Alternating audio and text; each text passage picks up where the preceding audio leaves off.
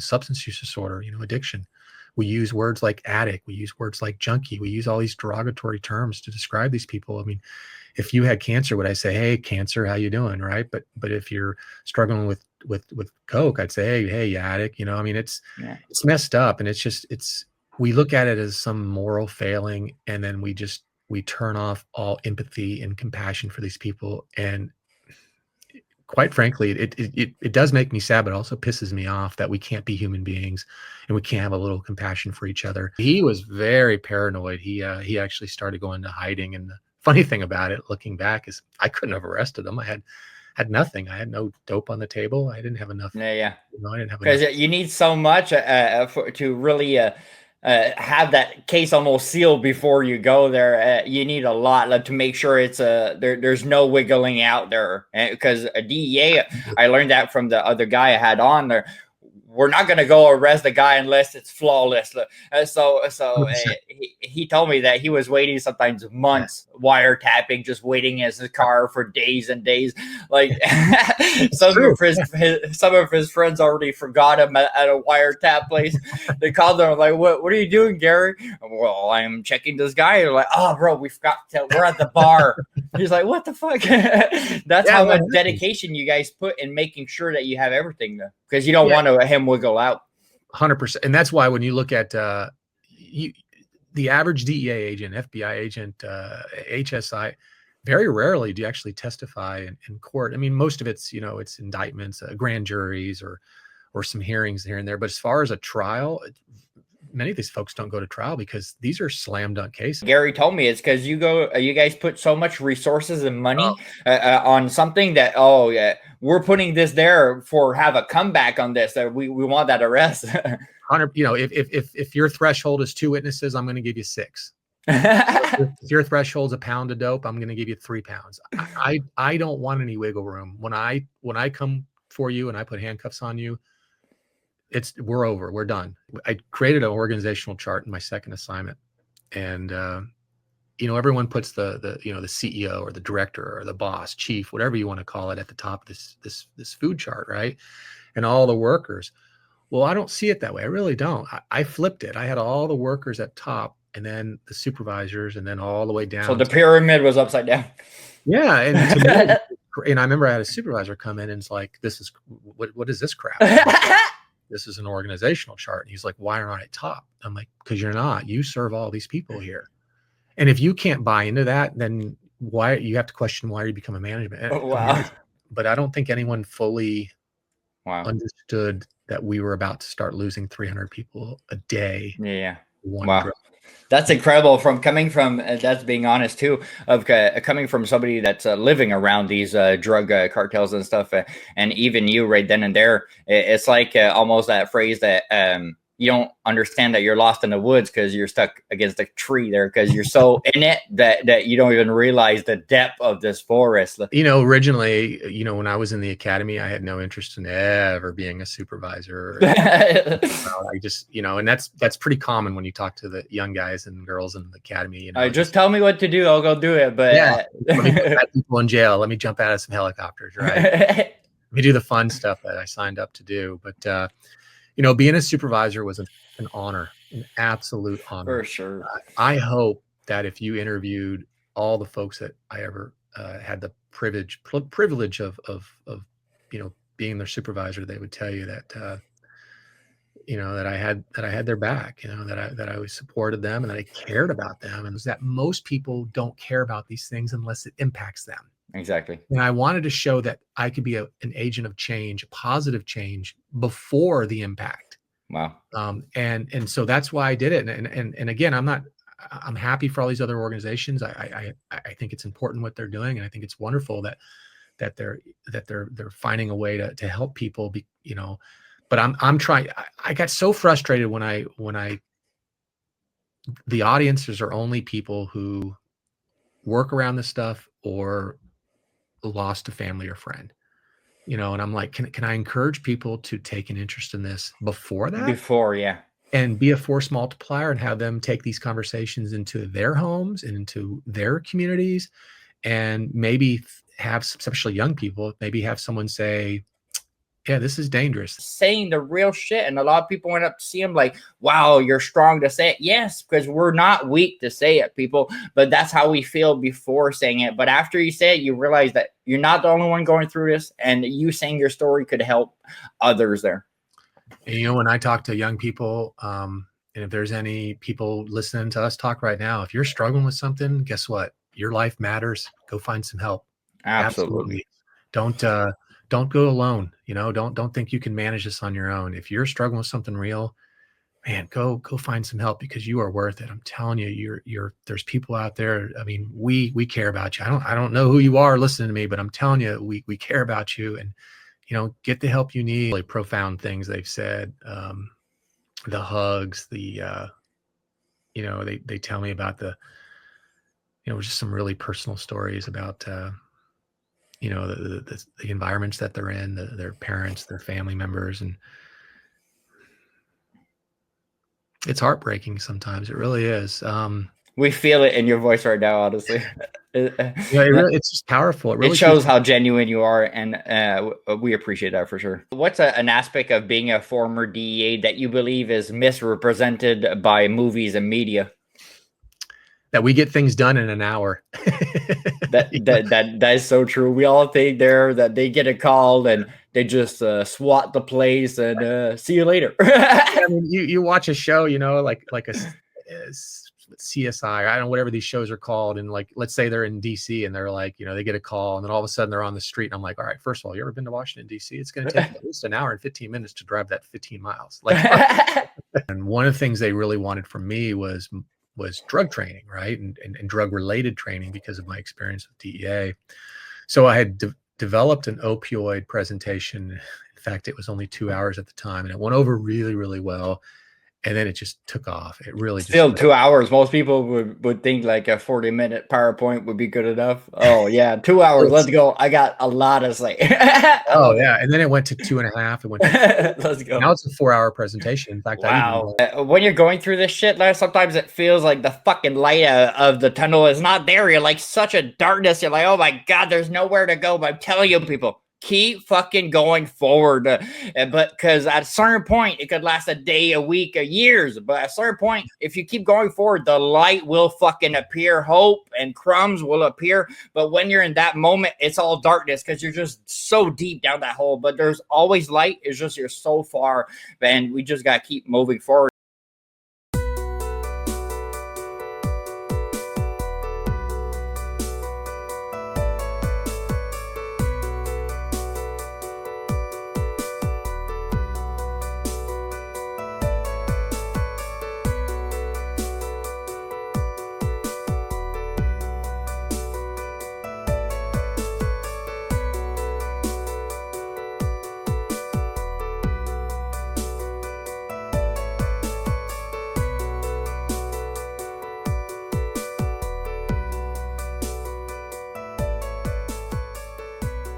Welcome back on a Rumbling Facts podcast, where uncomfortable truths collides with critical thinking for raw, unfiltered conversations that will drive real growth in the real ones out there. This is your number one destination to challenge the script, dive into issues that most people will avoid, and spark the kind of mindset shift that actually moves you towards your goals. I'm your host, DjRetsam.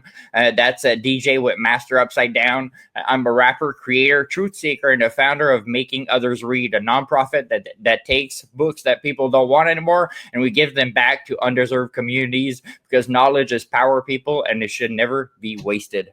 My music hit over 225,000 streams in the past year, and I appreciate y'all just for checking it out. And today we're talking about something deadly serious, people. With major issues facing the world today, like opioids and fentanyl, this epidemic has wreaked havoc in communities, claiming lives all over. And it continues to spiral out of control with horrible consequences. In 2021 alone, more than 100,000 people in the U.S. died from drug overdose, with nearly 75% of them of death coming from opioids and fentanyl. To give you guys an idea, fentanyl there is 50 times stronger than heroin and is responsible for a shocking number of fatalities, with deaths increasing year by year. It's never going to go down, people. with only 2 milligrams, the size of 2 fucking grains of salt, people, is enough to fucking kill you. In 2023 alone, over 74,000 people died from this synthetic opioid overdose in the U.S. To put things more in perspective, to finish this off, the reality of this is sadly this. Fentanyl is now the leading cause and death in Americans between 18 and 45. Listen to this. Outpacing car accidents, cancer, heart disease, gun violence, and any other drug combined, people. These numbers are staggering and should fucking shock you. But yet, the true magnitude of this is still a problem that is not fully understood by many. Today, I'm honored to bring a man whose life's work has been dedicated to the safety of well-being. Brian Townsend is a retired DEA Supervisory Special Agent, and let me tell you, his career speaks fucking volumes. With over 30 years in the service of law enforcement, Brian's life is a true testament of courage, sacrifice, unwavering commitment to protecting communities from the most dangerous threats that we face. As one of the leading figures in the DEA, Brian played a crucial role in dismantling international drug cartels and disrupting deadly operations that affect millions of lives every day. Brian isn't just a man of action, people. He's also a man of purpose. He helped build and lead the DEA Training Academy's leadership and development program, mentoring and inspiring the next generation of fucking heroes in law enforcement. With his experience, he's not only shaped the future of DEA, but also contributed to countless success stories in the battle against drug and crime. Now, Brian's focus is tackling the fentanyl crisis head on. He's the founder of Only2mg. Like I said, 2 grains of salt. That's why he called it like that. A nonprofit organization that raises awareness about the fatal risks of fentanyl and doing the vital work of educating different communities about how to protect themselves. This is a man who's given decades of his life, his time, his energy, and his health to ensure the lives and the lives of others so we have a safe world. Heroes like Brian are often overlooked, but today I want to make sure I gave him the recognition he fucking deserves. So sit back, take notes, and get ready. Brian, I'm grateful for your service and commitment for this cause. You are a true hero in my book. Let's welcome Brian Townsend to Rumbly Facts Podcast. How you doing? Good, thank you. I appreciate the introduction. Not sure who that guy is, but I appreciate the kind words. I knew this shit was such a problem, but like by looking at the stats and everything, I was like, wow, I knew this was bad, but this is real bad. So I was like, wow, and we can have this person on to really open it up for people. That's really inspiring. What initially inspired you? So we get a basis a bit. What initially inspired you to pursue law enforcement first off, and what was the driving force behind you being like, "Oh, I'll go in DEA now"? You know, when I was a child, I saw drugs in my community, in my neighborhood.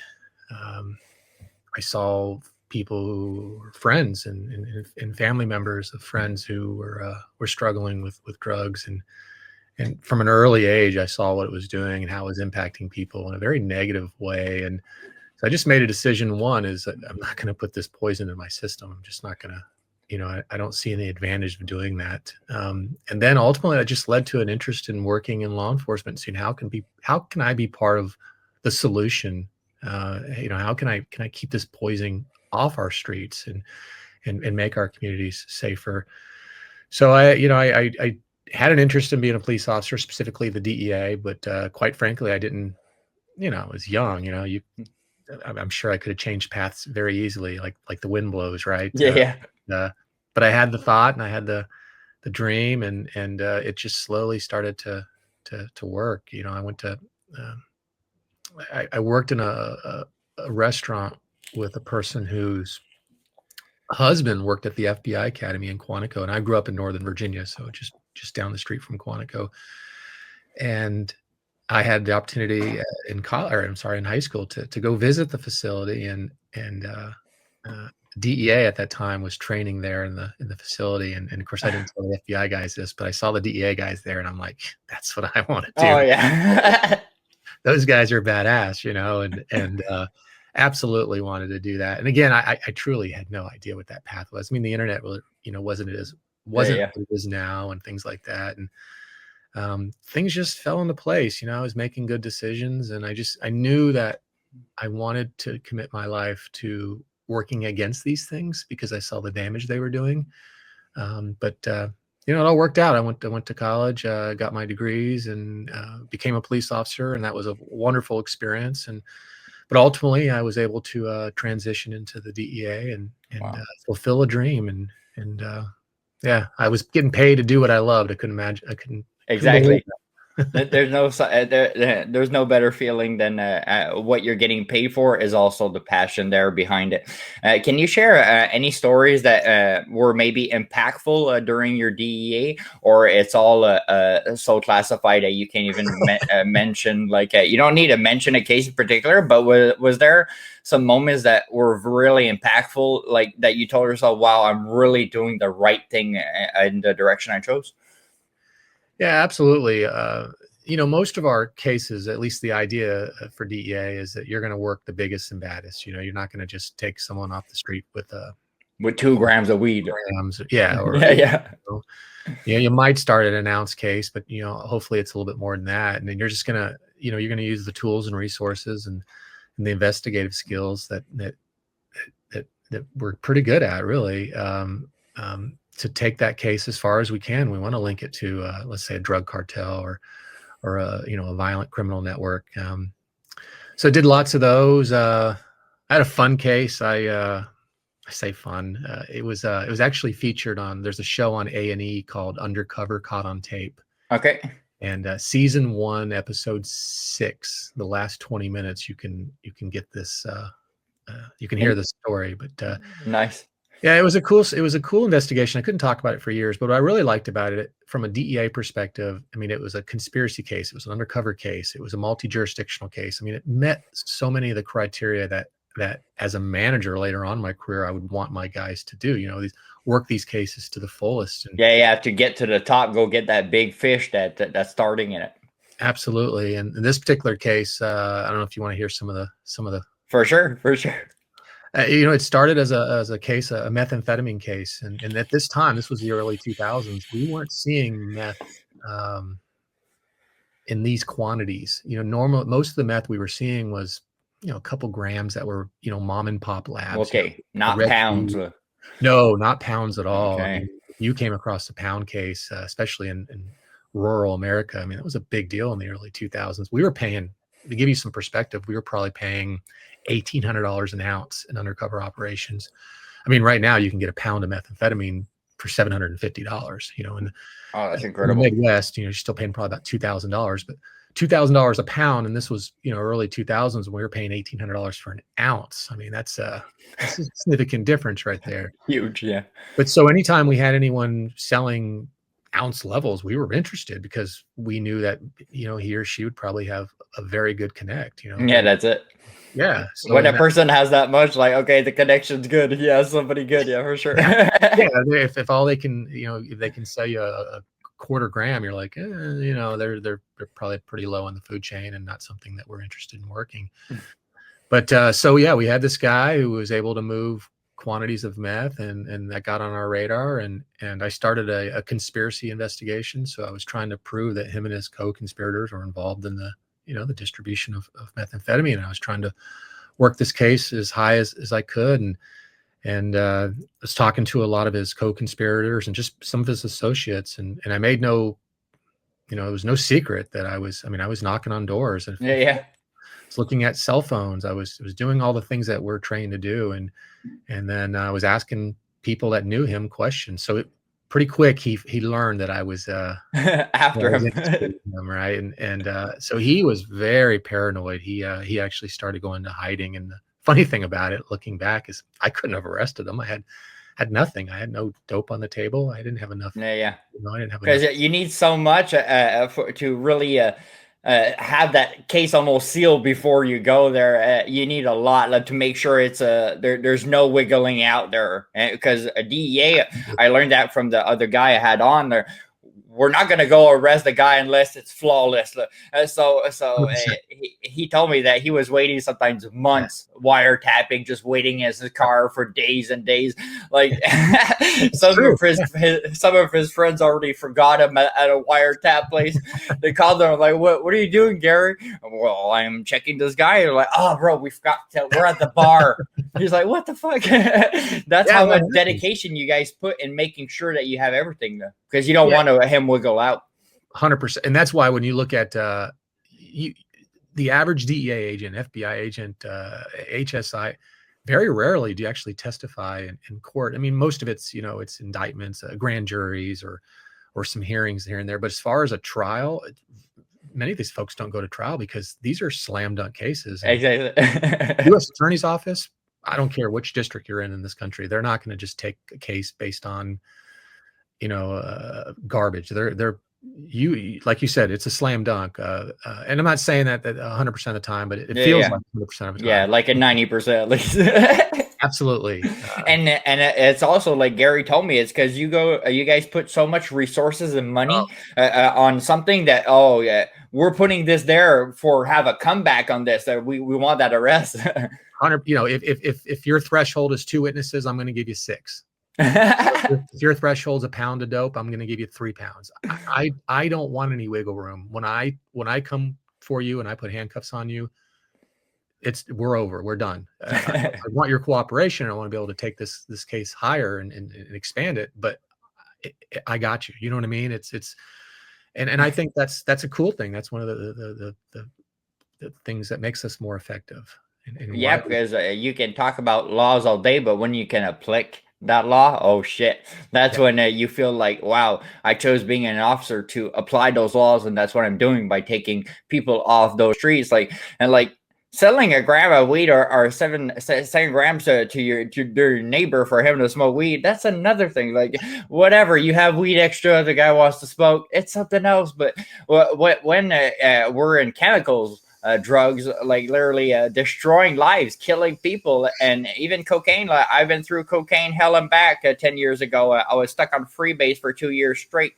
And if those drugs would be because it just takes like a grain of salt of fentanyl, or you don't even know what they're putting in it now to kill you. So that's why it's important for you guys to apply those laws, especially on those chemicals and stuff like that are destroying everybody. Yeah, no, 100%. Have you seen in drug trafficking from both the operational and the leadership perspective? What insight can you share about dismantling large organization? Do you need to attach yourself with like a certain? Because I heard that from Gary, when us civilians, we think that the FBI talks 100% with the DEA, who talks 100% with the town cops, and not at all, actually. And I was like, what? I would have thought they were teaming up to make sure they got the bag out. No, because it's like a competition in a way. So can you walk us through a bit like how it is working to really dismantle something big? It really depends on the jurisdiction, first of all. I mean, I'm so fortunate. I've worked in places where I had really, really good relationships with the locals, state police, FBI, other federal agencies. But I did see that quite a bit. I saw, feelings get hurt, egos. I saw people that would destroy cases because they weren't a part of it. And I thought, this is silly. The object should be put the bad person in jail, hold people accountable, enforce the law, right? But you got to work through that, and that's the reality is it happens. To suggest it doesn't is silly. You've heard it before, and we all, I'm sure heard stories of people who just, they don't deconflict. They think these cases are theirs, and the biggest. Yeah, I saw that too. They take the case from another, and sometimes they screw it up. Yeah, absolutely. So, I've been very fortunate. I really have. One of the things that I learned pretty early on is you got to establish relationships. If you want to be successful as an investigator, I don't care if you're at DEA or I don't care if you're at the local police department, you've got to establish relationships. You got to establish relationships in the community. You got to establish relationships with the people that you're dealing with. And some criminals. Yeah, absolutely. Criminals, civil investigators, other agencies. When you can pick up a phone and you can have a dialogue, the 18th time, as opposed to, oh, there's a problem and I'm calling you for the first time. When I was in South Texas, we used to work with Border Patrol a lot. And I found it very important to establish relationships with them, because sometimes we'd have problems, right? And the last thing you want to do is, hey, Bob, I know this is the first time I ever called you, but we have a problem. No, that's unacceptable. And that happens sometimes. Yeah, for sure. But if you can say, hey, Bob, how you doing? How's the wife? How's the kids? And you're building that, because you've talked to him 10, 20, 30 times, you've built a relationship with him. And now there's a problem. Guess what? You both want to see resolution that makes sense. He's sending you already the papers of the guy that went through. He's like, oh, yeah, you were looking for him. Hey, Bob, I got it. Yeah, that's what you want. You want communication and transparency. Yeah. And the thing, it's not hard. I mean, exactly. we're talking about just like you and me, just talking, building some rapport here. I mean, it's not hard to do. And gosh, it's just so frustrating when you see people who refuse to do that or don't understand the importance of it. That's the big thing. Once you do that, and of course you're going to have some, some rivalry and some things that happen, but for the most part, if you can tear down those walls, you're going to get so much more work done, and we're going to be so much more effective. And like I said, I was very thankful early on to see that as a young DEA agent. I mean, I remember my first couple months, I was in the car driving. I was in Little Rock, Arkansas, was my first assignment. And I'm telling you, I was driving through that entire state, knocking on doors, calling sheriffs, chiefs, and I can't tell you how many times, like, why are you here? What do you want to talk about? I was just trying to establish some footwork, some relationships. So you were smart enough right away at the beginning to be like, man, I might as well have connections, like lines that go through that. Let's say I need something, I can just do that line. Wow. 100%.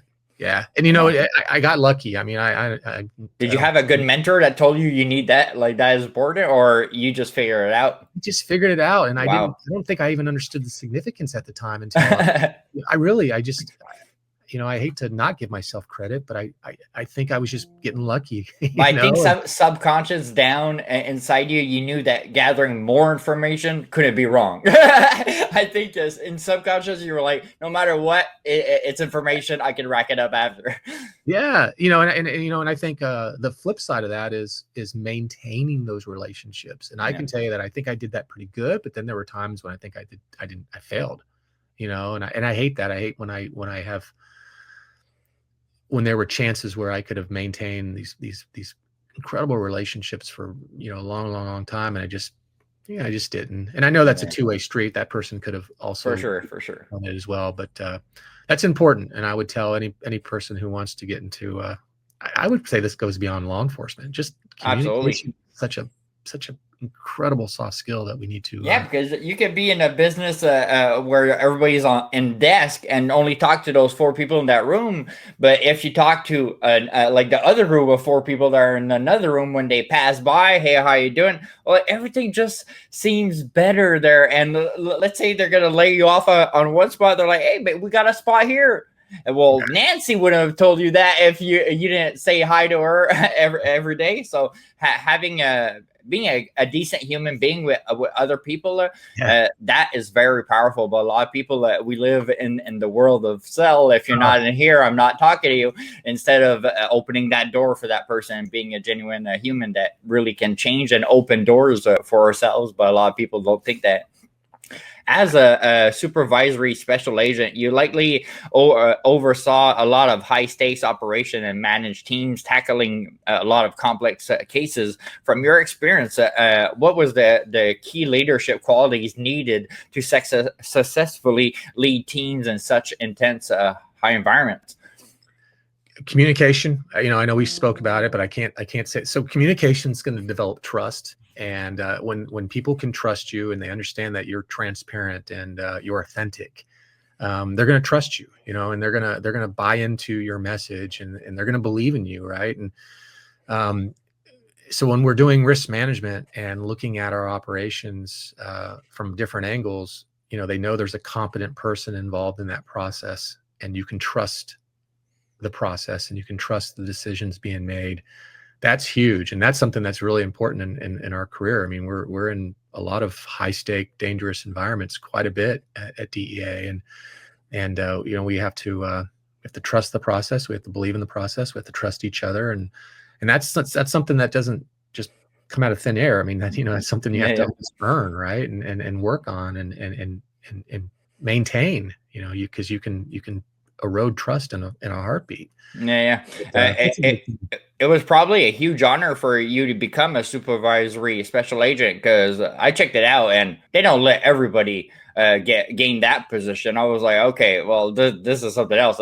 This guy like worked fucking hard to become a supervisory, because that's where you get, how do you call that, you get a lot of responsibilities, because it's not only you now you're building the next one there. So it's really incredible. That how was that feeling? Were you aiming to go that high, or it just came to you because of your work? Originally, when I was in the academy, I had no interest in ever being a supervisor. I just, and that's pretty common when you talk to the young guys and girls in the academy. Just tell me what to do, I'll go do it. But yeah, let me put people in jail. Let me jump out of some helicopters, right? Let me do the fun stuff that I signed up to do. But being a supervisor was an honor, an absolute honor. For sure. I hope that if you interviewed all the folks that I ever had the privilege of being their supervisor, they would tell you that that I had their back, that I always supported them, and that I cared about them, and that I was authentic, and that we built a good relationship of trust. And it was an honor. I truly believe in servant leadership. I truly believe that I remember I created an organizational chart in my second assignment, and everyone puts the CEO or the director or the boss, chief, whatever you want to call it, at the top of this food chart, right? And all the workers. Well, I don't see it that way. I really don't. I flipped it. I had all the workers at top, and then the supervisors, and then all the way down. So the pyramid was upside down. Yeah, and to me, and I remember I had a supervisor come in and it's like, "This is what is this crap? This is an organizational chart." And he's like, "Why aren't I at top?" I'm like, "Because you're not. You serve all these people here." And if you can't buy into that, then why you have to question why you become a management. Oh, wow. I truly believe that if it is an honor and a privilege to lead people. Absolutely. And if you can't understand the importance and the significance and the impact that you're going to have in their lives, then you don't deserve to be in that position. And another way to see it is like, they all leave under you. You can't do shit. You leave, you can get replaced and the wheel's still rolling. So I see it like that, and I completely agree of why you put it like that. For sure, the guy was shocked. Yeah, he was. And if I'm gonna look good as a manager, and if I'm gonna be able to put stuff on my resume, guess who's doing that work at the end of the day? Yeah, I'm not saying that I'm not a part of that process, but, but they can shut down as well. And if you work for a bad, what you call a toxic boss or a bad person, how much extra work, how much innovation, how much creativity, how much effectiveness are you really getting out of your people, right? And then, but if you want the accolades, if you want to be able to say, our group did this and our team did this, well, then show the impact that you have as a manager, and be a leader, and be a person for them. And so anyway, this is one of the things I do. I talk about leadership quite a bit. So I just was there something that was hard in the transition to become supervisory? Was there a transition that was kind of rough for you, or that you had to adapt to? It was internal. Am I good enough to do this? And I tell you that I struggle with that. The first couple meetings I had with my group, what are they going to think? Are they going to think I'm a fraud? Are they going to think I'm not worthy of this position? And so you doubt yourself, right? You have those internal battles, and that's the reality. I never went into these positions saying I'm the guy and I'm gonna, I not at all. And I know there are people out there that can do that. Hey, good for them. But I was struggling with, did I make the right decision? Am I going to be able to do this? And because it wasn't about a title or more money, it was about making a difference in that's it. It's not about you anymore. Like, in a way, it's really about so much more bigger than life. Absolutely, 100%. So you put so much pressure on yourself, for sure. Yeah, and then you're dealing with people you might have an employee who's dealing with a divorce. You might have an employee who just lost a child. You might have an employee who doesn't work a lot, and you gotta get on him or her. You might have you know what I mean? Like And different personalities, different oh my perspective, and goodness. yeah, you gotta That's deal the with struggle. everybody differently. Yeah, and I look back, and that's the struggle. And thankfully, I was very fortunate. But it's usually not the job itself. The job itself is usually not that hard. It's all the personalities, and it's all the individual feelings and things like that. Because you have to manage them, right? Your emotional intelligence, your understanding how to adapt to a person, and effectively communicate with him might be different, or with one Yeah, person might be different than another person, right? And absolutely. so I like it. I think it's a fun. I don't know that I ever want to be a manager again, but I think it's a fun process. uh, since I went through drugs 10 years ago, I never realized back then that fentanyl was this bad, and opioids. I don't know if 10 years ago it was that bad, probably. And I didn't realize it because in Canada here, I never seen opioids. I never seen fentanyl. I never heard of it. And I was in drugs there. So I knew every kind of fucking drug dealer. And there was nothing like that around here in Quebec, especially. But I started realizing that the world and North America had this problem like between 2017 and 2019, when I saw like three of the biggest rappers that I appreciate and listen to every day, Little Peep, Juice World, and Mac Miller, all died one after another, 1 year after another. And we're talking about not people in their 40s, people like two guys in their 21s, millionaires, and the other one's 26. These guys were top shape, but like I said, 2 grains of salt, dead. So was there a moment in your career that you really realized the seriousness and impact that fentanyl and opioids had? You were like, oh shit, this is way worse than I thought it initially. Sadly, and I'm just being completely honest here, I didn't realize it until the end of my career. And Wow. I don't think DEA in a whole, we saw it coming. We talked about the emerging threats. We've been talking about fentanyl since really probably 2013, 2014. And even in 2016, DEA put some literature out, incorrect literature, but they put some literature out about the dangers of fentanyl. But I remember even early on in or actually probably in the late 2000s, 2007, 2008, we were seeing what opioids were doing to communities, but I don't truly think we understood the impact at the time. I really don't. I mean, looking back now, it's devastating what happened, Mm-hmm. right? But I don't think we really fully respected or appreciated this seriousness. I mean, I saw little towns just destroyed by oxy and Wow. Percocet and hydrocodone and all these pills. And, but really, I think our focus was, I mean, methamphetamine is still the #1 seized drug in the United States. And, like I said, we were seeing the cartels that were shifting from, the mom and pop labs that we were seeing in the US to the cartels taking over the meth trafficking. We saw an increase in heroin. We didn't understand why. And we now know that was because of the increase in opioids. Yeah. We saw an increase in cocaine, of marijuana. I mean, it's just, so yeah, I'd love to say that we were on top of this stuff. Yeah. We knew about it. We saw it. Yeah. There were Yeah. a lot of bulletins and drug reports and, emerging threats coming, but I don't think anyone fully Wow. understood that we were about to start losing 300 people a day. Yeah. One Wow. drug.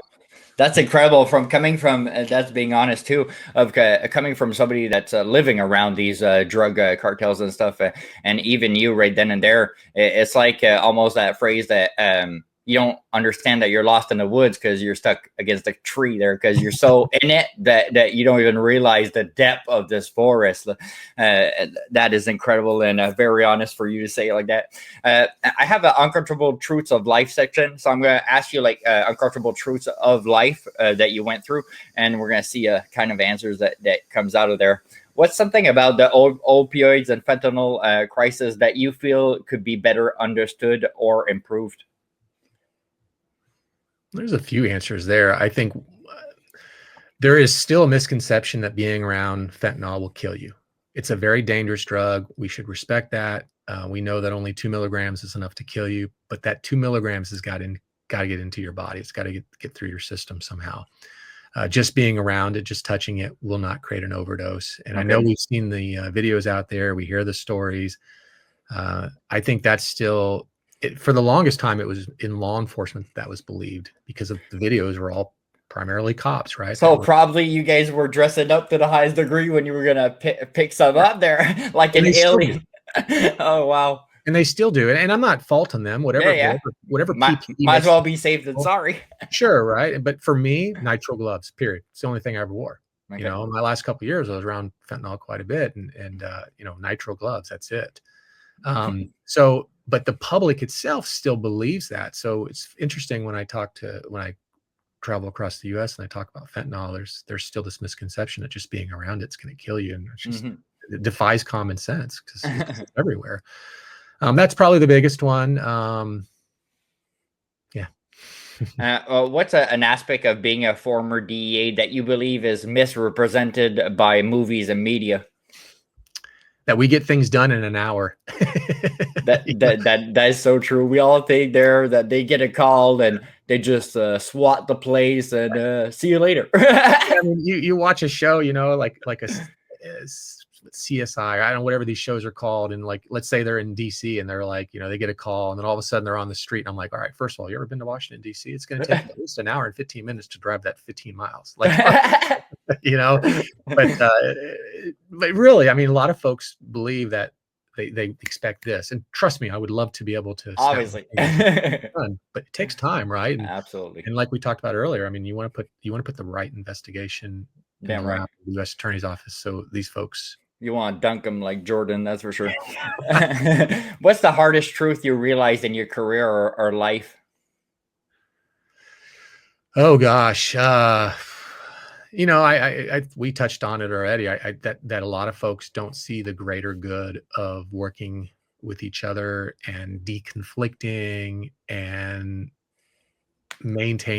developing and maintaining relationships that will help what we're doing. It'll help move the ball faster, further, more effectively. So yeah, it's been difficult. I didn't, I never anticipated that. For sure. What's an uncomfortable truth about human nature that your career has shown you? People can be evil. People can be, I mean, just look at, you know, I do a lot with drugs now. I mean, look how we treat people who struggle with substance use disorder, you know, addiction. We use words like addict. We use words like junkie. We use all these derogatory terms to describe these people. I mean, if you had cancer, would I say, "Hey, cancer, how you doing?" Right? But if you're struggling with coke, I'd say, "Hey, you addict." You know, I mean, it's messed up, and we look at it as some moral failing, and then we turn off all empathy and compassion for these people. And quite frankly, it does make me sad, but also pisses me off that we can't be human beings and we can't have a little compassion for each other. You know, I saw a news thing in my hotel room a couple of days ago about these whales stuck somewhere, and I thought, okay, that's horrible. And I'm not anti-whale, but I can imagine right now there's probably a campaign somewhere and millions of dollars thrown into this to save these so whales. true. And I'm not saying we shouldn't do that. Yeah.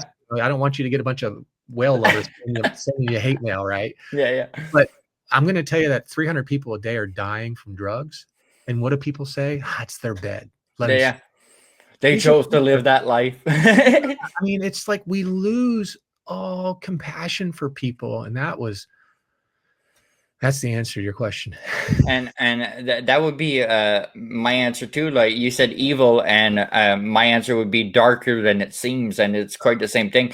Well, when I was a kid, I was like 15 years old. We went to a park. I said this story a couple times there, but my cousin was 13 years old, and she got kidnapped that day, and we never found her again. Here we are 20 years later, and my mom right then and there, like. My mom, I could go wherever I want, whenever I want, no times. But then she realized, damn, life is dark. You see those shows on TV, oh, killer so close. Well, man, it can happen to anybody. And we never found my cousin again. And I was realizing right there at 56, I was like, man, this don't just happen to others there. This could happen to you, how dark life is there. And that can't be more real than that a lot of people are way more evil than we think. There's a great people out there. But when you really see the insides like you did, you start realizing that, well, people can go really dark there. What's a difficult truth that you had to face about the nature of your work that people still don't understand? Some of the same. I mean, some of the fact that it takes time to put, a good investigation in place. You got to collaborate information. If you tell me that X, Y, and Z, well, okay, it's not that I don't trust you, but I mean, I got to be able to prove that, right? So I need to. How am I going to collaborate that information? Is there is what kind of data, what kind of information? Are there other witnesses? It takes time, and it really. I hate to give you the same answer, but it No, no, really it's all is good. similar. Yeah. And just a little question on the side. Did wiretapping cost a lot back then? Because when Gary told me that was like almost $5,000 a month, I was like, "What?" Oh, When we think as civilians, we think that like they create a three-way call, it costs like nothing, but actually, it's fucking a lot of money. Gary had a certain point, 3 wiretaps on one guy, so it was like 15,000 a month. So his boss was like, "You better get a win out of this." So was it still that expensive, and why do you think it's that expensive? Because for civilians, it shocks us there. yeah, it is very expensive, and it's not just the money; it's the resources. So, I mean, I retired in 2022, and my last few years, we did a lot of wiretaps there, and um, it's it's expensive for a number of reasons. One is the phone companies know that they can charge the U.S. government a little bit That's it. more. But they should help. They should be Well, it's like you're the big corporation. You should be stepping up to be like, okay, you guys have enough crimes that we're yeah. gonna let the privacy be broken for that person, that criminal, and then open it up. But they're not doing it. They're like, oh, you want it? Pay us. Oh, absolutely, and so there's a fair value to them that they think they deserve, and Wow. that's the reality of it. But these are court orders, and to have a Title III investigation, a wiretap, that's significant. That's not something you do on every target. I mean, there's a lot of work involved. So it's not just the financial costs. I mean, we're talking about a heavy, heavy, heavy resource strain. In fact, most of our wires, we would have to bring in other investigators. So we would deputize, let's say we were doing a wiretap with I don't know, Detroit Police Department. Well, I mean, when we would probably bring in a number of their investigators and and deputize them or make them, give them authority to work in this investigation during the wiretap. And because you're not just listening to the phone, you're doing surveillance, you're monitoring cameras, you're following up on leads. Why is this person talking to this person? So you're doing intelligence work there. Maybe the person talks about buying dope or selling dope or doing something. So now you have to cover that, right? You have to do surveillance, and surveillance might not just be cars. It might be airplanes, it might be helicopters. I mean, there's so many moving pieces involved. So, and all these pieces cost money and time. Yeah, So yeah, it's for a sure. huge resource crunch. Brian, you're the founder of Only2mg, which focuses on raising awareness about the opioids and fentanyl. What was the turning point that made you say, like, okay, let's launch this initiative? And was there a moment that you made that personal for you to really build this?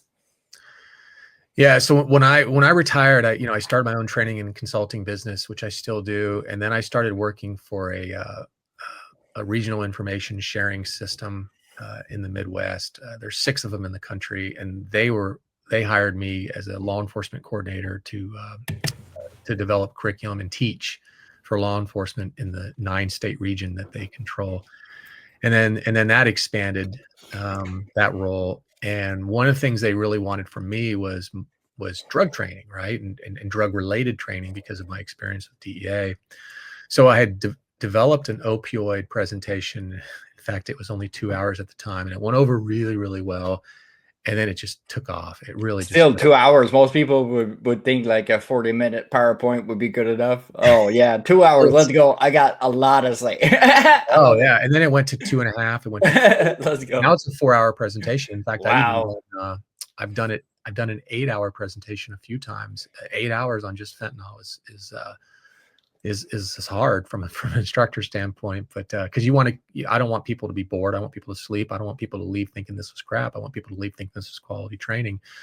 So yeah, so I went to a 4-hour program, and I just started doing it more and more and more. And I knew that my background with the DEA and my work with the DEA would put butts in the seat, right? It'd get people interested in hearing At least to listen to you, because Yeah, you just need that. You just need them to put that foot through the door and listen, because when they do, that's where you got them there. So having a background is very important right there. 100%, 100%. And then I wanted, I you know, I have a training business. I don't want that to have a stale or I don't want people to look at what I do as, oh, I'm going to avoid them. They're boring. They're, you know, death by PowerPoint or whatever. Yeah. I want them to tell their friends and their colleagues that, hey, this was good training. You know, you got to go to it. So I take pride in that. You know, for instance, with the fentanyl stuff, you know, I've done it over 100 times now. I just did my 100th presentation probably about a month ago in the state of Wow. Maine, and I changed that presentation a lot. I mean, the outline is pretty similar, but Yeah. But it's the way you say it. yes, and Yeah. I mean, I look at bulletins, law enforcement, intelligence reports. I talk to cops. My network is incredible. I'm so proud of that. So I mean, I'm hearing about pricing, terminology, you know, trends. I mean, I'm constantly updating my Updating you. personal knowledge and Because how I criminals would all change their methods and everything. So you 100%. guys need to update every second as fast as the internet, because it never stops. Yeah, they're very adaptive. So, you know, and the cartels, everything. So, you know, I talk to the press. I've done a lot of national media. I have a big one Monday. I can't disclose it yet, but there's a big one Monday. Hopefully That's awesome. out right. But anyway, but the point is, I just kept on pushing this stuff more and more, and it just became really popular. And I knew this was a great way to share my training, not my training, but my experience. And I felt I don't know, it just felt good. A gratification, like. Yeah, you know, Yeah. and I thought, you know, let's do something bigger. And I started a nonprofit, and I'm the only nonprofit in this space who hasn't lost a family member from opioids. Oh, And wow. I don't fault people for Yeah, you're not saying I got the best family. No. 100%, not at Exactly. all. Absolutely. But your awareness to tell everybody around you was flawless, because nobody went in it or failed in it. Yeah, well, but my thing was a lot of folks who lost children to it, they cope with their loss through Fighting going for to it. foundations and I think that's beautiful. Yeah, Absolutely because if beautiful. you need that to really trigger you to go do a change, whatever there. But Yeah, I wanted to be something different. I wanted to be a voice of change. I wanted to do be something before somebody in your life died from it. 100%. And because Wow. one of the things that I recognized was that most people don't care about these things unless it impacts them. Exactly. And I wanted to show that I could be an agent of change, positive change before the impact. Wow. And so that's why I did it. And again, I'm happy for all these other organizations. I think it's important what they're doing. And I think it's wonderful that they're finding a way to help people be, you know, but I'm trying, I got so frustrated when the audiences are only people who work around this stuff or lost a family or friend, you know, and I'm like, can I encourage people to take an interest in this before that Before, yeah.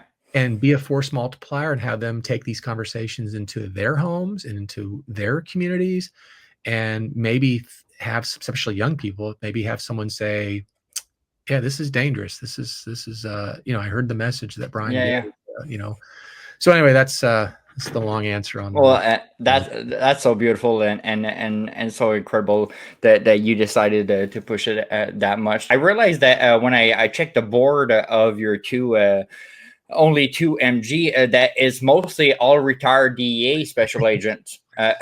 How does this unique structure tackle fentanyl education compared to the traditional nonprofit and public awareness campaigns? Because when I saw that, I'm like, okay, he's taking the time to really build a team that went through it, saw it, and what was that? Why was it so important to do it that way? And what do you feel is the difference compared to others?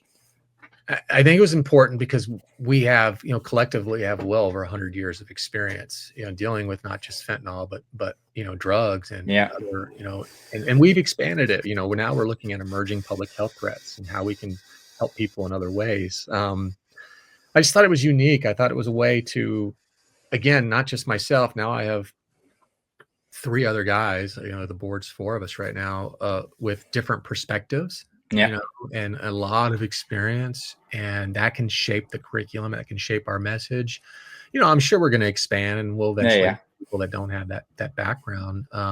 But But having that solid foundation at the start is the best, because at least like you're teaching the next ones that are going to come in to help you. Like all the experience is already there of 4 different aspects, for example. So I think yeah, it really informs people. Like this guy went through it, like and for to sure. do 100 presentations. I mean, I have 3 presentations I do. I do a 4-hour, very comprehensive presentation called the Illicit Fentanyl Crisis.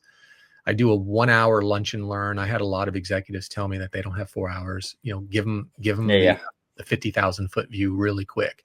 So we developed a lunch and learn where we literally have lunch and we just talk about fentanyl, and I give them a higher view. And then I have a 1-hour presentation I do for young people. I call it Shattering Dreams, and I talk about More surface level, but at the same time, really going in depth and explaining it, but just shorten.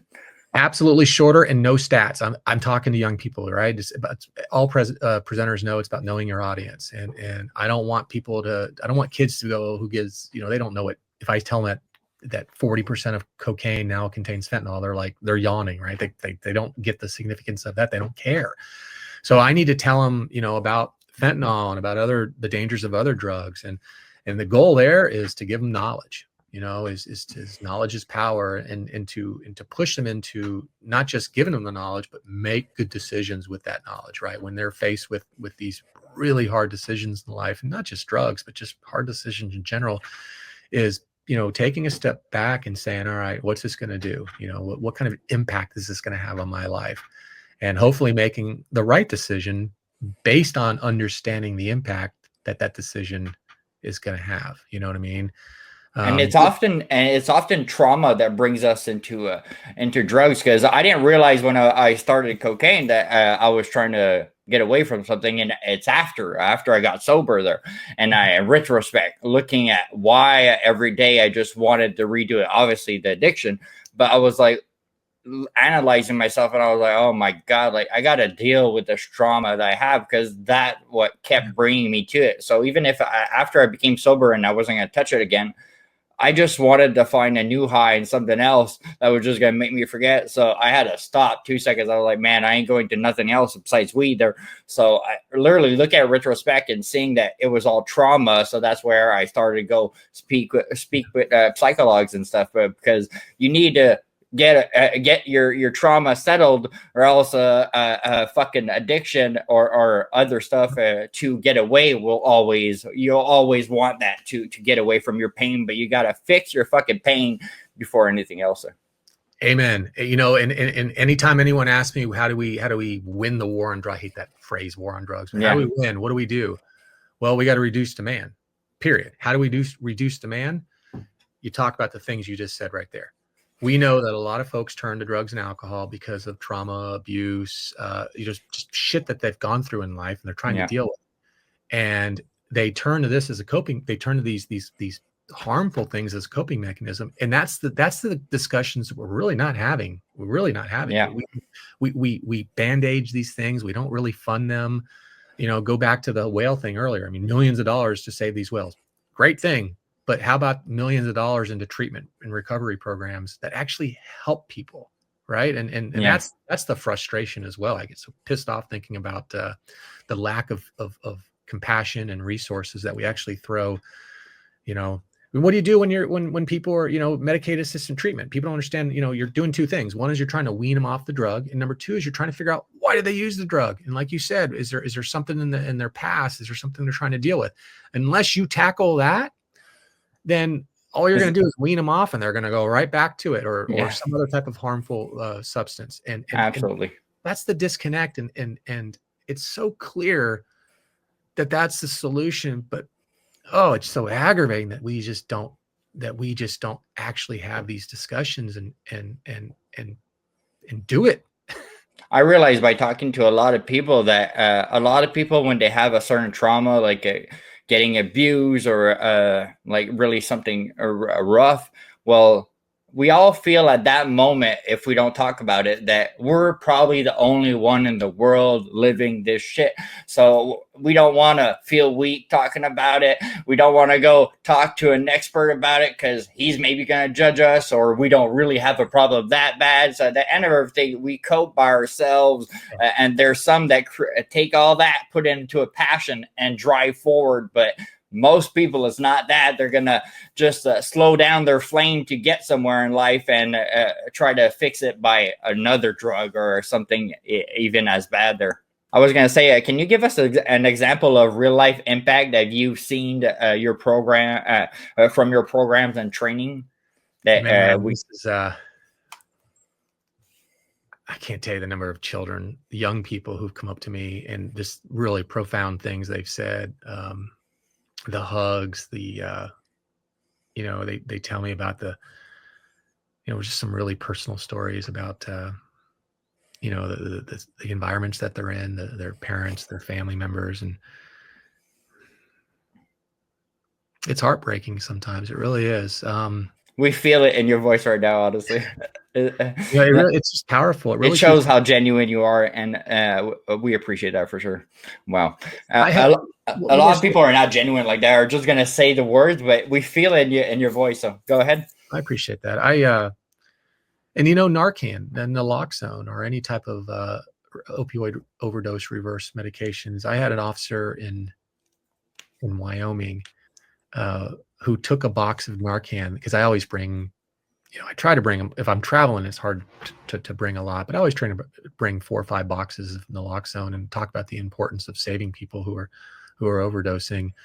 And I had an officer pick up that box, and I also show him how to use it. I mean, you can use naloxone faster than you can put on a Band-Aid. I mean, it's just easy, right? And within a week, she saved someone who overdosed on from heroin. Wow. And I love those stories, you know. And of course, Absolutely. They immediately called me and told me what happened, and obviously, you know, the first thing I talked about with the kids and the young people and all the personal stories, you know, that's what drives me. That 100% drives me. I do a lot of what I do out of pocket. Very fortunate to do that. And I don't say that to brag. I really don't. Yeah. If there was someone right now who was a millionaire, says, "Hey, we're going to give you a bunch of money to do this," then absolutely, because I can't continue to do this forever. That's why I started. That's another reason why I started a nonprofit, is so I could, you know, get some grants and fundraise. But oh my goodness, if you told me how hard it was beforehand, I would have been like, no, yeah, it's harder than I thought. It's so not the same, but same thing for the books. Like at me, it's a nonprofit, but I never would have thought that it would destroy my car like that. I would have never thought that. Like a car is not made to have 1,400 books in it. I'm telling you, and I have a little hatchback, and feeling my car when you're going down the city and the car is roughed up is like, man, you're asking me a lot there. But I'm not realizing the whole time, but after, you're like, oh shit, man, I put that car through hell. and you know, and yeah, it sucks because you know, it's your car, right? Your money, but you get, there's some pride, right? And you know, I traveled 54 times last year. I gave my main presentation, just my main presentation. That doesn't count all the student presentations and lunch and learns and stuff like that. And you know, I'm in 22 states now, and I can't do that every year. Not that I don't want to. I love doing that. I just can't afford to, right? And I'm hoping to this thing explodes and that we're able to make more impact. But yeah, it's tough. You know the struggles. For sure. What do you think is the biggest gap right now in America in responding to this fentanyl crisis? Like, how can we fill this gap? Well, one is we got to reduce the demand. That's by far. I mean, you know, just in the United States alone, and you know, take out Canada and everything else. I mean, we make up a little over 4% of the world's population, yet we consume the majority of drugs. We got to figure that out. And how do we figure that out? You know, which is what we talked about. We got to start talking about mental abuse, sexual abuse, physical abuse, trauma. I mean, all these things that we know. And we know that people use drugs and alcohol because they're bored or they're peer pressure, and there's other reasons. We get it. But the root of it is usually something that's happened in their life. Way deeper. Yeah, way deeper, and we gotta tackle that. and that'll help reduce the demand. And then to me, it's a holistic approach. I mean, obviously my background's law enforcement. I think that's an important part of this, but we're never going to arrest our way out of it. You know, I had some guys that used to get mad at that statement, and for a while I was, but that's real. It's real. That's it. We're not going to start sugarcoating nothing. Yeah, you know, give us more people and give us more handcuffs and make more jails, and we will. No, we won't. We absolutely will. We have to look at this from different angles. We have to. It's absurd to think that we can just and that. Oh, that's a whole different conversation. It's like when they say, let's take out eliminate all the guns. The bad people will still find guns, people. It's like they don't need to ask nobody. So by taking away the guns, it doesn't fix the problem initially. So 100%. I mean, it's the same with the drugs. You can take them all out. They'll figure another way and invent new drugs. It'll never stop. So you need awareness for sure. 100. You know, someone doesn't walk up to a school and say, "Oh, there's a sign here that says no guns allowed. I guess I'm not going to kill 100 of my classmates today." That's absurd to think that's even going to, you know, it's going to make any difference at all. It's just, what's that sign? No, and when you look at mass murderers like that, well, they aim non-gun zones. So hospitals, schools, concerts, that's where it happens because it's a non-gun zone. That's why. Burglars. I mean, it was the FBI or somebody did some research years ago on that. I mean, they're looking for houses that don't have the ADT sign or you know, alarm or whatever. They're looking for no cameras, or looking for people that don't have light. I mean, like, this is common sense. Like, we're not talking about landing people on the moon here. Right? We're talking about some common sense stuff here that sometimes we lose. But yeah. Your Eagle 6 training provides speaking and training and consultant service for businesses and law enforcement entities worldwide. What's the fuel you wanted to that you wanted to share this knowledge this much? Because you're already doing a lot, but you're like, okay, let's be the founder of this and keep going with knowledge. Well, I don't like to sleep, apparently. So no, that was actually the first. Eagle 6 training was my first thought, and that's why. I mean, I left DEA early. I mean, I didn't leave retirement. I was right there. I had a really nice retirement, but I could have stayed at DEA until I was 57. That's when our mandatory retirement is, and you know, great office. I mean, great relationships, great money. I mean, I saw something bigger, and I just really wanted to do something different, and that my path was training and teaching, consulting, and it's interesting. I love leadership. You know, I've slipped some leadership things into this conversation here. It's always, people always laugh, like, two of my passions are leadership and fentanyl. And they're like, what? But if you really dive into it, as crazy as this sounds, I'm trying to do the same thing. I'm trying to empower people with information and make them better. And that's the hope there is, you know, my leadership training is very basic.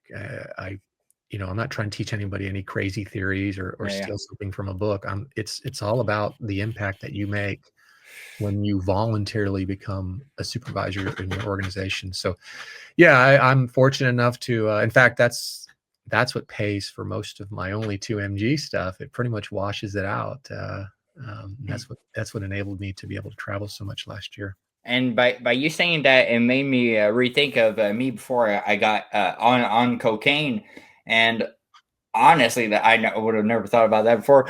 Let's say somebody would have told me like 3 months before I did it for the first time, like really the serious talk about the impact of this, like opioids and fentanyl, and how maybe 2 grains of salt of something could be in this cocaine and you don't know. Well, honestly, I don't think I would have tried it there. I tried it because like I was already sniffing, and then we transferred to freebase, so it's even fucking worse there. But nobody told me that like freebase, like most of the time you won't have the option of like, oh, let's not get high today. No, you're just hooked by a ghost train. I call that a ghost train in one of my songs because it's something that's pulling you in a direction. You got no call. You can't even grab onto it. It's just pulling you. So I think that I would have heard like one of your speeches and something, man, I think I would have not done it. And that's how much an impact of just putting people aware of this shit could really change the decision to, like, I would have maybe just continued sniffing and then maybe slow down after, not transfer to something that would drive that next year and a half of my life without me having no call. It was horrible. So I think spreading knowledge like that, I would have changed. That's the goal. I remember one of the first times I did a college presentations, I was back on that campus, I don't know, a month or two later at a different event. And I had a kid come up to me. I didn't recognize him. And he came up to me and he said, "Hey, I heard your," and I was like, "Oh, okay, thanks. How'd it go?" And he goes, "I was using a lot of pills and, I've struggled, but I've found some help." And I mean, just, I don't want to give up too many of to respect him. But I don't know, it made him think, right? And I think that's a beautiful thing. I think, I mean, who knows what that kid's going to do one day? Maybe he's the president one day, right? Maybe he's going to flourish into something beautiful. Absolutely. And you can't flourish if you're going through trauma and addiction like that, because that will take over your life, honestly. Like, I'm somebody that nobody forces me to do shit. I can't even open my bill because I feel somebody's forcing me shit. So I'm telling you, I'm like, you got to prepare me everything in advance or else I ain't doing shit. So, and then when I look back, because that's me my whole life, and right then and there I had no call, or this thing was just driving me in a way, and I was like, I could have lied, manipulated, and hurt anybody because I wanted only one thing in particular. And I'm strong-minded, so imagine somebody that's just naive a bit. Well, you're really fucked. And that's how much powerful this shit is, that you got no call.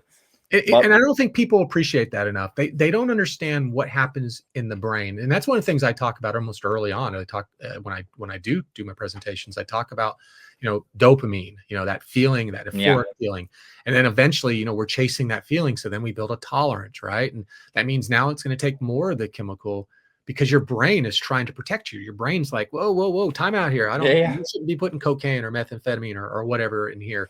So I'm going to try to protect you, but you like the feeling, right? So so you keep on using the drug, and eventually you're using a lot of the drug to try to chase the feeling you got the first or second time, and you may not even get there. No, never.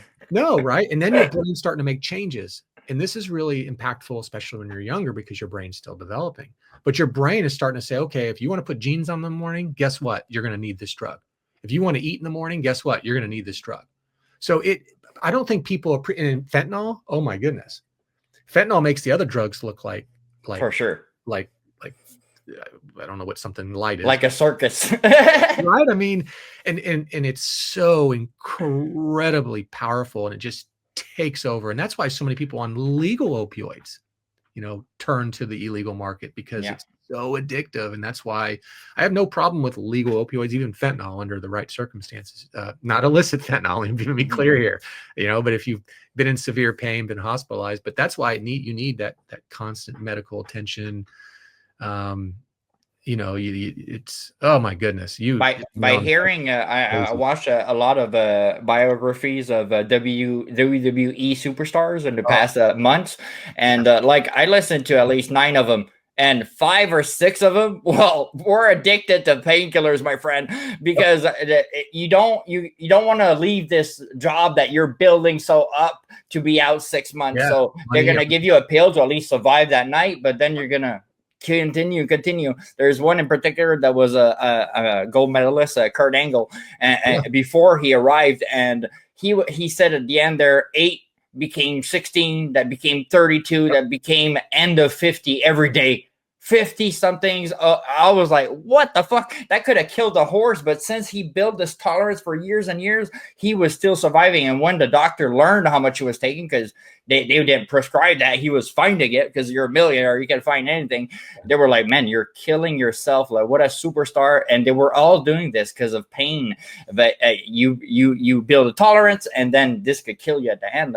It was so shocking that most of them went through this. I was like, wow.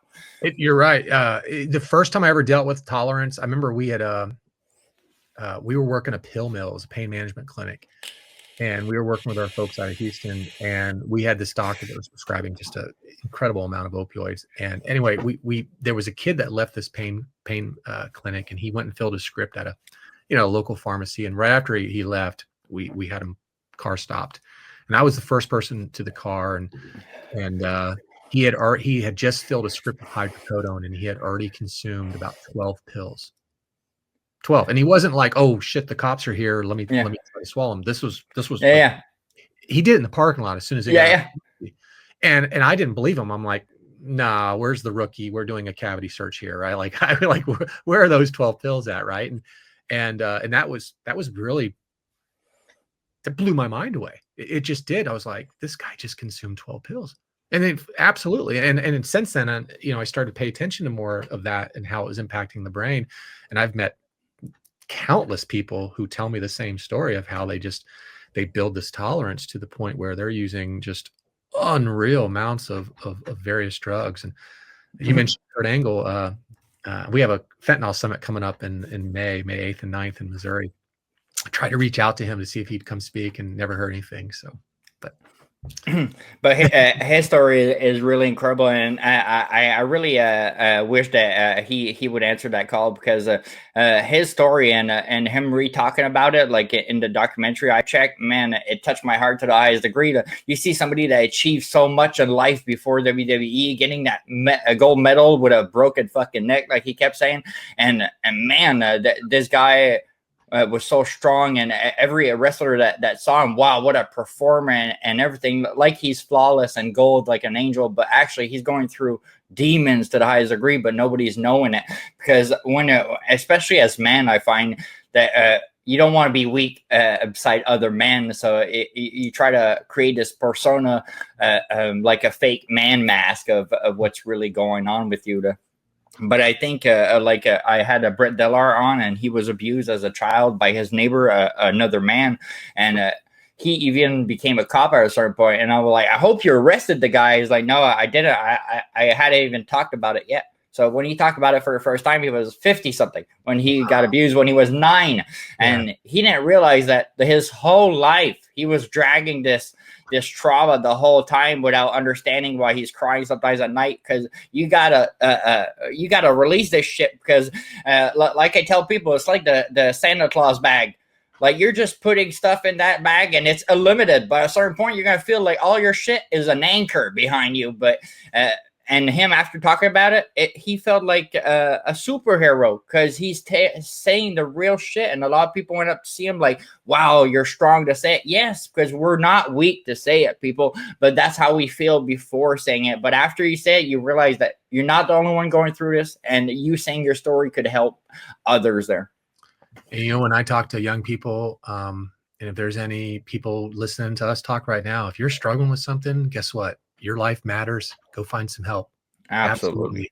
Don't go alone. Don't think you can manage this on your own. If you're struggling with something real, man, go find some help, because you are worth it. I'm telling you, there's people out there. I mean, we care about you. I don't know who you are listening to me, but I'm telling you, we care about you, and get the help you need, and don't put these poisons in your system, because that's not gonna give you a little bit of relief for a couple minutes. It's not gonna.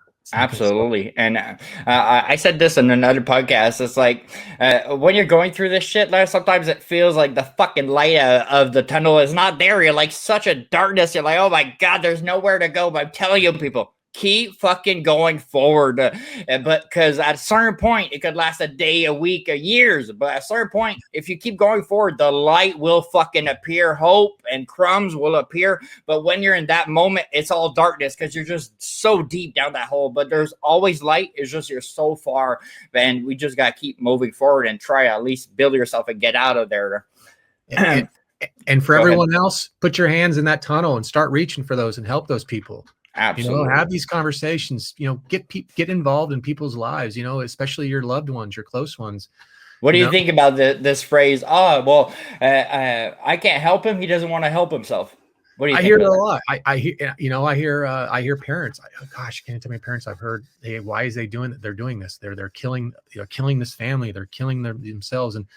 And so I gotta talk to them about, hey, this is powerful. What's happening in the brain? They don't.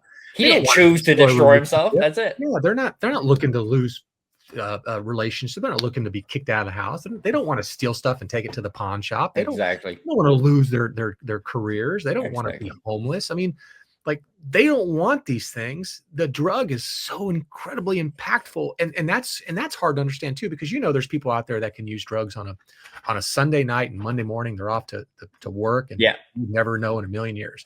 Then there's people who take a counterfeit pill with fentanyl, And if they don't die, then, but it might just, their life just starts to spiral, right? It just starts to go out of control. And so it impacts us all a little differently. It's the same thing with gambling or Yeah. any other type of addictions. It just, we all respond differently. Our brains adapt differently.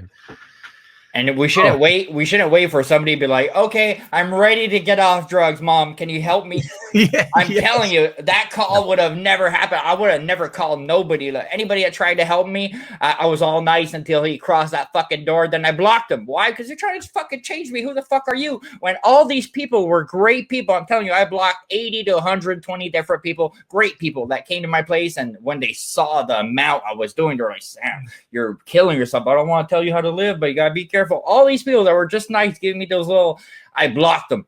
You sometimes there, what you need, like I needed, is somebody to do not give me a choice. Not like, oh, you want to stop? No. A guy came into my place and moved me.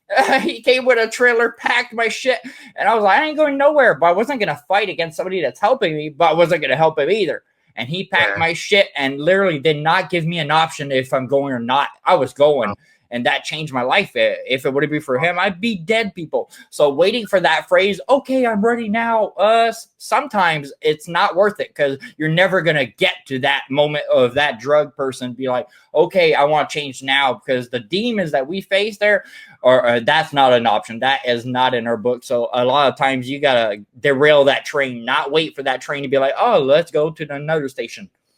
And if you're one of those people that's going in there and saying, hey, you don't have a choice, you're coming with me, understand that they might resist you, they might fight you, that what you've given them, they might fail at, but you know what, help them fail forward.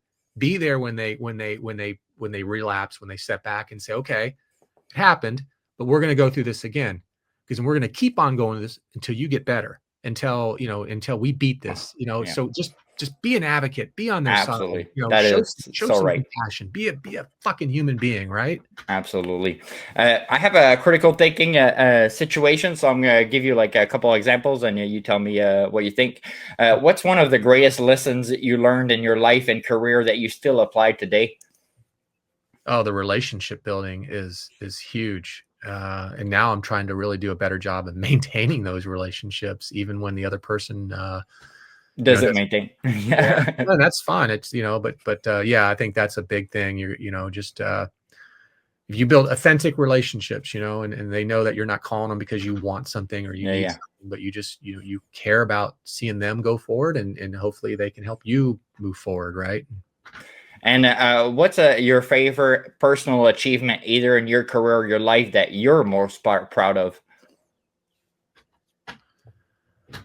I love that I've committed my life to public service, a police officer, a DEA special agent, and now what I'm doing with Only2mg.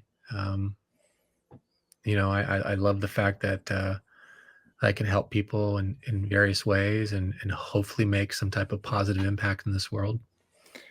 Man, you are for sure doing an impact. Name 2 things that people should try at least once in their life. Not fentanyl. Not fentanyl, right? Don't worry about, I want to say don't be scared of failing. So try whatever that dream is, whatever that hope is, whatever that goal of yours is, take a step. Take that step, try. You're the most successful people in this world are people who just keep on taking steps forward. If you're afraid of the pain and the unknown, the hurt of the unknown, you're never going to experience greatness. I mean, you look at there's so many examples. Look, Michael Jordan, I forget the exact quote. He talks about how he missed thousands of shots, many game-winning last-minute chances, he missed. But how many did he make, right? How many rings does he wear? How much success did he have? Because he kept on going forward. He kept on pushing forward, right? And so I don't know there's a specific thing, but whatever's specific to you, just keep on walking forward. And you're gonna get there. What's an example of a situation where thinking outside the box helped you solve a problem that probably others couldn't? Ooh, there were times at work, to put this back into my DEA time. I talked about that undercover thing early on. I remember a big break I got in that case was we had a person that was approached by some cartel members, and they didn't kill this person, but they were afraid that they were going to be killed because they were looking for our main target who was in hiding. And they went to this person's house, and it scared this person to the core. I mean, just had the main person been there, they would have all been dead, baby included, 100%. There was an infant in the house. And then when I got a call, I made a decision to change the way we responded to this case that resulted in me working an undercover operation. Wow. And I know it sounds like I'm talking kind of coded, but Yeah. but I it was just a quick decision. I didn't know how it was going to go. In fact, it was funny. I actually called my boss right after I got the phone. I was like, I just did this. Am I going to get in trouble? Is this going to be okay? And he was like, that's brilliant. Keep on going. Hopefully, if you're lucky, it'll work. And gosh, we got lucky. It worked really well. Wow. Can you share an incident where your intuition or gut feeling led you to make a decision that changed everything? I'll tell you a funny one. That was actually, we were talking about this the other day. Maybe it's too funny, but I remember I was a police officer, and we had a peeping Tom call. A lady called and says that I believe someone was looking through my back mirror or my back window, and they ran off. And a lot of times people don't understand when these calls get brought into dispatch, and depending on how crazy the shift is, how busy we are, it might be 10, 15 minutes, if not an hour later before we actually respond. And this particular night was really busy, so it was a little bit later until I responded. And of course, I want to take I want to listen to her and reassure that we're here now, and that and I said, I'll walk around your house just to make sure, and I'm walking around, and unbeknownst to me, I had no idea the guy was still hiding at the house. He was hiding in bushes. No idea. And I thought I was just walking around, just kind of like, you know what I mean? Just to reassure the person. And I hate to say that because it sounds like I'm. Yeah, because normally they run away right away when they see the lights there. So 100%, right? And so I just said, I know you're here. Come on out. I'm telling you, to this day, I do not know why I said that. I've never done that before. Now I did it a lot after this. I just literally said, I know you're here. Come on out. I had no idea I was there. And in fact, I probably did it for her benefit. Come thinking about it, right? Yeah, just for her to hear it. This guy walks out of the bushes, and I'm like, oh my goodness! I'm grabbing my gun. I'm like, and I know it's a silly example, but it was the weirdest. It was one of my weirdest experiences in uniform. that was a pretty weird one though. So. This one's about border security. Fentanyl is an international crisis.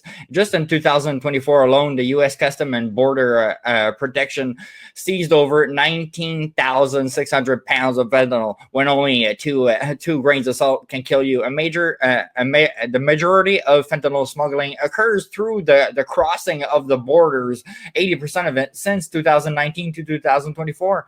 And now with the political changes around securing the U.S.-Mexico border and the U.S.-Canada border, what role do you think the international corporation plays in tackling this fentanyl epidemic? And are there any significant changes that you've seen of how countries approach this drug issue?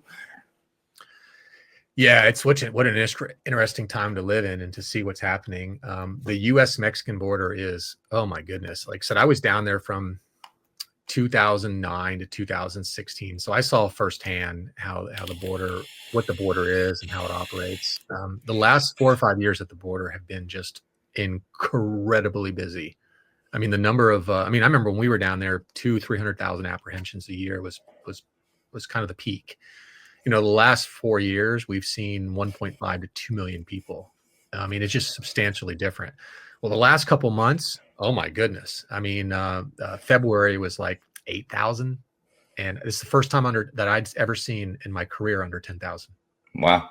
And March just came out. I was looking at the numbers a little bit yesterday. I haven't dove into them too deep, but it was like 7,000. I'm like, what is going on? And so I started calling some of my friends down this last week. I've been talking to my friends down there, and they're like, it's nuts. It's crazy. Like, it's so quiet. but that's a good thing. So the bad thing is that the cartels, these transnational criminal organizations, they're highly adaptive. Absolutely, they're going to figure out ways, because that's their only way of life. That's why they're doing it. So they're yeah, just gonna figure out another way. 100%. And the demand for drugs is too great in this country. Yeah, So yeah. it's not like so we're gonna still see drugs at the border. I mean, it'd be silly to believe that that's gonna dry it up. Just even with They're just gonna become more intelligent. The traps in the car and stuff like that.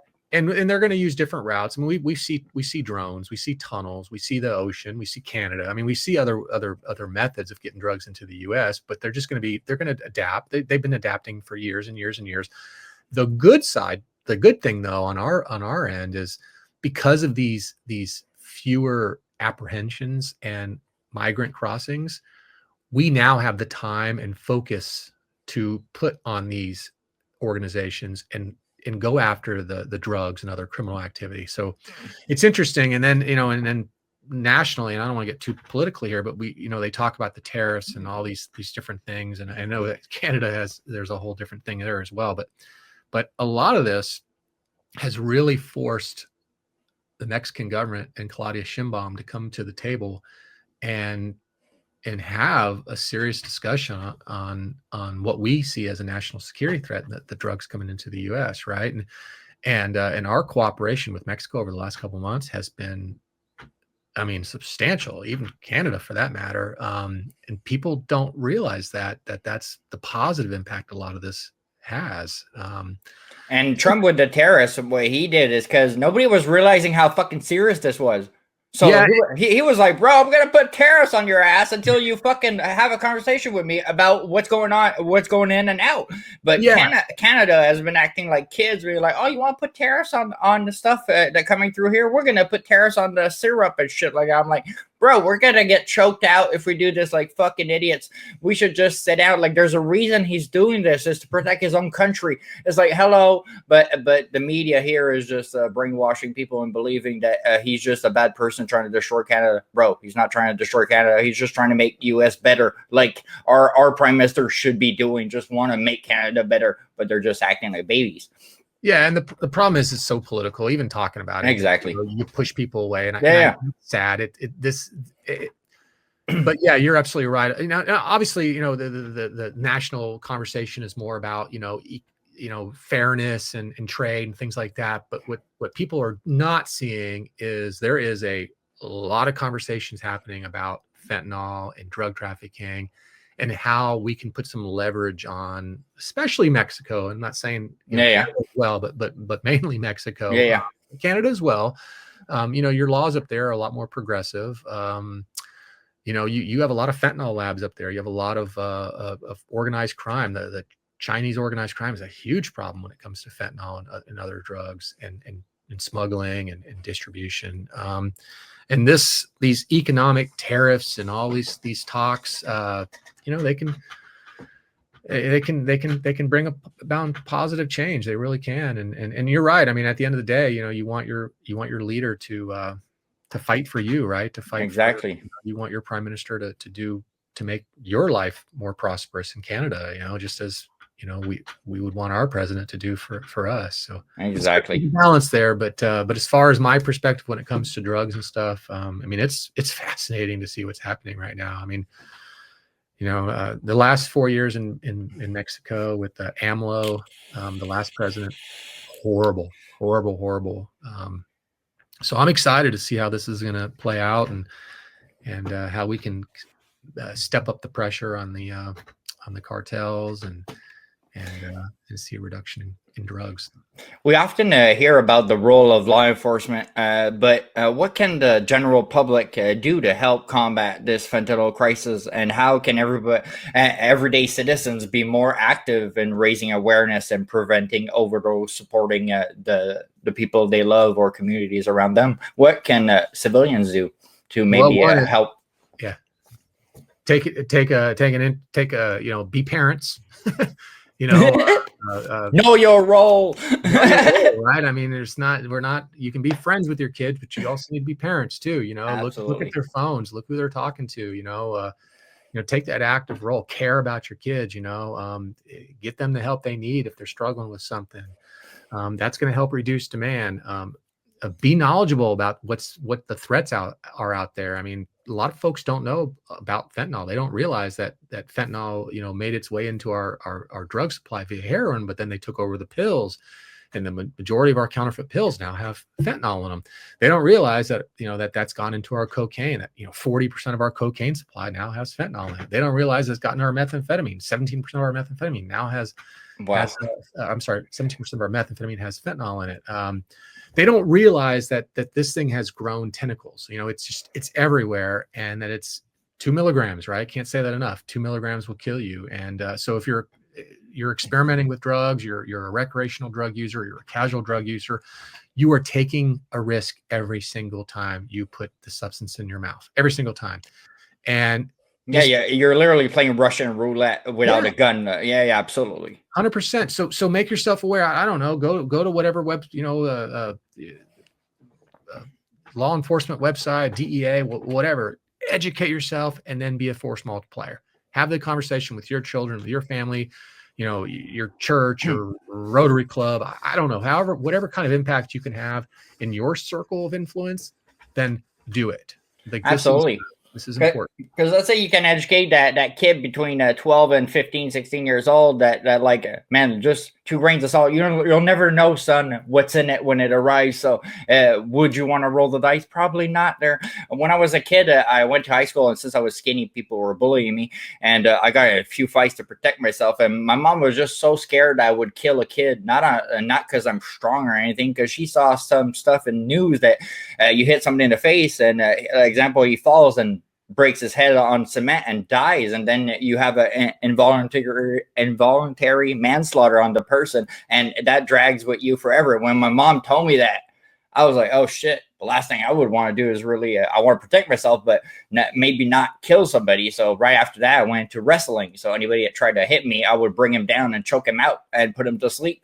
Nobody would get hurt. It was always smooth. Like I never got hit in the face after that. I'm telling you, it was all wrestling. And it made me conscious of the impact of just hitting somebody in the face, that you could maybe kill him because he falls badly. Well, giving this knowledge to kids of like what drugs they're going to get asked to do and stuff like that, man, I think it just makes that conscious of that kid. I don't know. Do I want to play Russian roulette? I'm only 15. I got my whole life ahead of me. I think the parents, all the parents should take the time to listen to PowerPoints and get educated about this. So they instead of telling their son, don't do drugs, it's bad for you, explain the details, because that just makes the kid run away and do it. So I'm so glad you said that. That's one thing we did in at least in the United States, with like Nancy Reagan, the whole Just Say No campaign, and people want to know why, right? So when I talk to young people, I give them the why.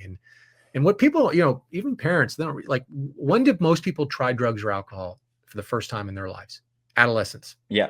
I don't care. Yeah. Between 14 and 21, you're trying something. Yeah. I don't care if it's your dad, your great grandpa, your great grandpa.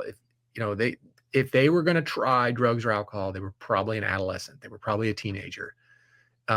So that's why that demographic of people are dying at a greater levels, because that's when they're first trying a drug. We now have a drug in our drug supply that we didn't have when we were their age. We have a drug that will kill them the first time they use it.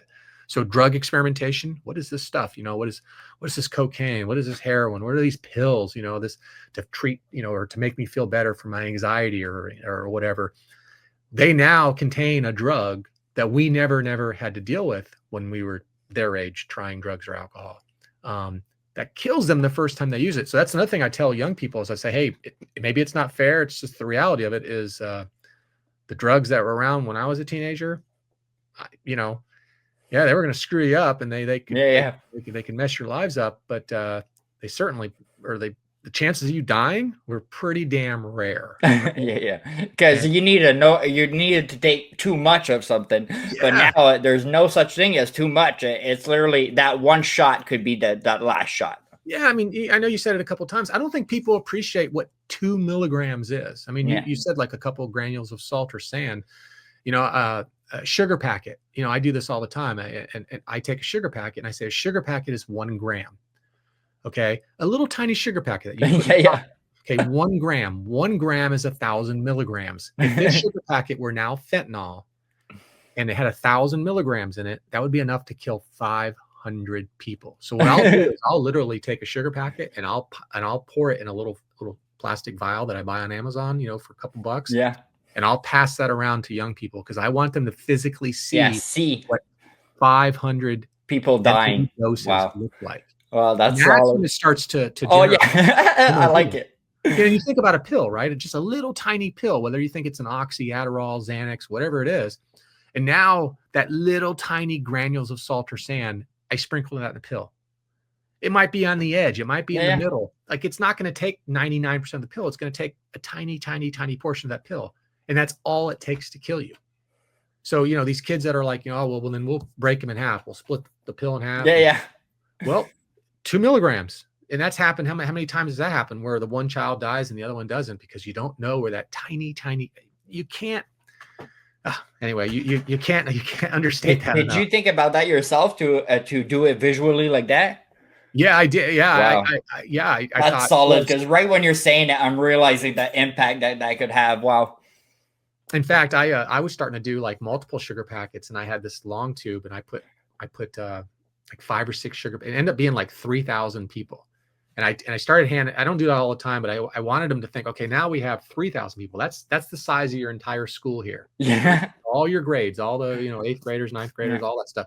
I said, this right here could wipe out the entire school if I could convince you to use these drugs. And it's just a visual, reference. And I think it works. How important is mental health services and addiction recovery programs to be integrated in the solution of this fentanyl crisis? And what should be done to provide support to those struggling with addiction and mental health issues that often accompany this addiction?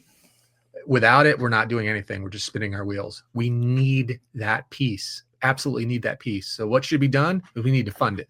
We need to put pressure on our politicians to say, look, this is ridiculous. This, well, where's the money going to come from? Well, you found the money to study how pigeons, exactly, on certain roofs. I mean, come on now, let's get for real. And what people don't realize is put a little bit more money on the front end, and guess what's going to happen? We're going to spend less on the back end. Yeah. Right. I mean, it's like fixing something half-ass. Well, we fixed it. Okay, great. But you're gonna have to fix it again and again and again. So over time, and I've had city administrators say, well, but we can budget every year for these little amounts of money. Put some money on the front end and fix it. And then you're barely touching it over time, financially speaking.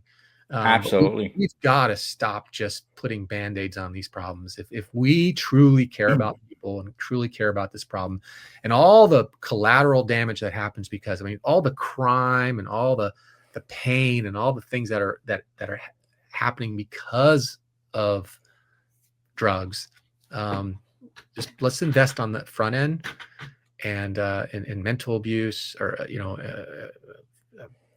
the trauma, and let's have these discussions and let's be serious about them. It's like, I understand why we don't fund cold cases, because I had a guy that talked about this, and it's because we don't know if we have a win at the end. Like we have a win in this if we start investing in those programs to make these people recover their trauma and mental health. Well, you have way less chances of them going into so for sure we understand like cold cases why we can't fund them all because you need a win, but this is a win no matter how you fund it. So for sure people should start looking at that.